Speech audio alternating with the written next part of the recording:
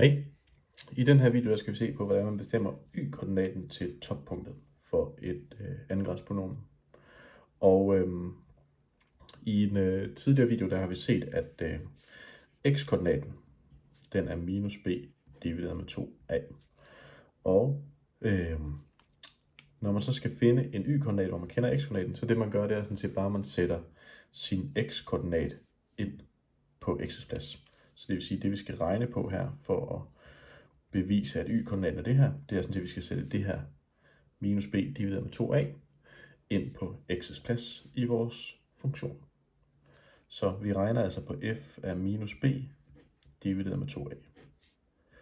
Så vi sætter ind, det er a gange, og så x, det var så der, vi skulle sætte minus b divideret med 2a ind, så det er minus b divideret med 2a i anden plus b gange, og så kommer vi til et x igen, så der skal vi sætte minus b divideret med 2a ind, så det er minus b divideret med 2a, og så skal vi til sidst lægge c til, sådan der.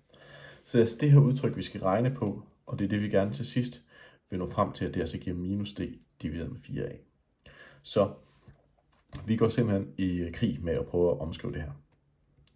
Så i første omgang, så kan vi se, at der står a gange med en brøk opløftet i anden her.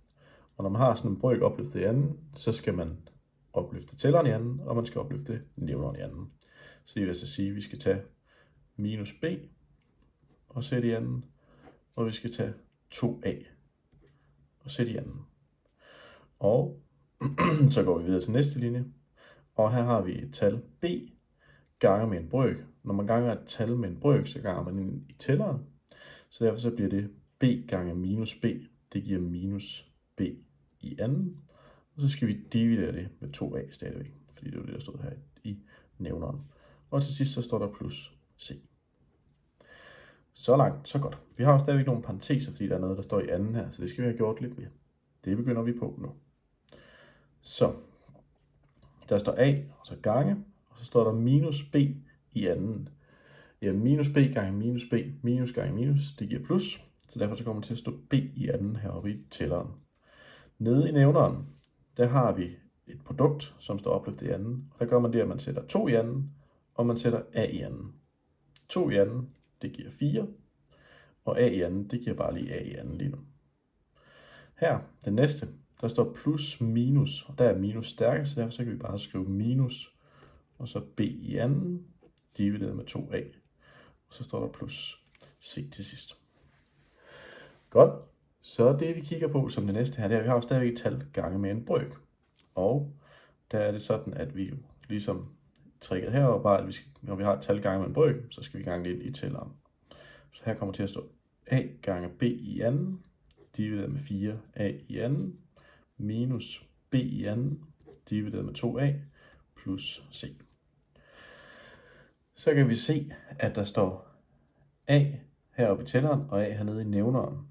Så derfor så kan det ene a heroppe gå ud med et af de to a'er, der er hernede ved a i anden. Så det vil sige, så kommer der til at stå b i anden, divideret med 4a, minus b i anden, divideret med 2a, plus c. Så langt, så godt. Så vil vi lige vende tilbage til vores sætning. Så kan vi jo se, at det vi skal nå frem til, det er, at y skal være lig med, vores y-koordinat skal være lig med minus d divideret med 4a. Det vil altså sige, at vi skal have 4a til at stå nede i nævneren. Og vi kan se, at der står 4a her i den første. Så den ser fint ud. Den næste her, der står kun 2a nede i nævneren. Det man så kan gøre, det er, at man kan forlænge brøken her med 2, det vil sige gange med 2 både i tæller og i nævner. Det gør vi lige. Så den første, den kunne vi bare lade stå. Der stod b i anden, divideret med 4a. Den næste her, der ganger vi med 2 både i tæller og nævner, så vi forlænger brøken på den måde. Så kommer det til at stå 2b i anden, divideret med 2 gange 2a, det giver 4a. Og den sidste her, der tager vi c, og så ganger vi sådan set den med 1, men vi ganger den med 1 på en speciel måde, nemlig med 4a divideret med 4a. Og det skulle vi gange med c, og når vi ganger det med c, så kunne man skrive det her op i tælleren. Det er, når man ganger et tal med en brøk, så ganger man ind i tælleren. Så nu har vi 3 brøker her, som har fælles nævner, nemlig 4a, Og det betyder, at så må vi sætte den på en fælles brøkstreg, hvor der står 4a nede i nævneren. Og det, der så står heroppe, det var jo så b i anden minus 2b i anden, og så plus 4ac.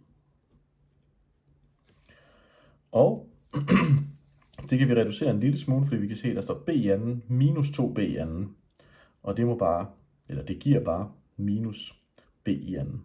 Så der står minus b i anden plus 4ac, og så divideret med 4a. Det vi så, nu er vi næsten i mål, fordi det der stod oppe i sætningen, det var at der stod, at y skulle være lig med minus d divideret med 4a. Der står 4a nede i nævneren, men der står minus b i anden plus 4ac, så vi kan se, at i forhold til det, vi kender som d, så stod der minus foran b og plus foran 4a. Så det vil sige, at der er simpelthen de forkerte fortegn.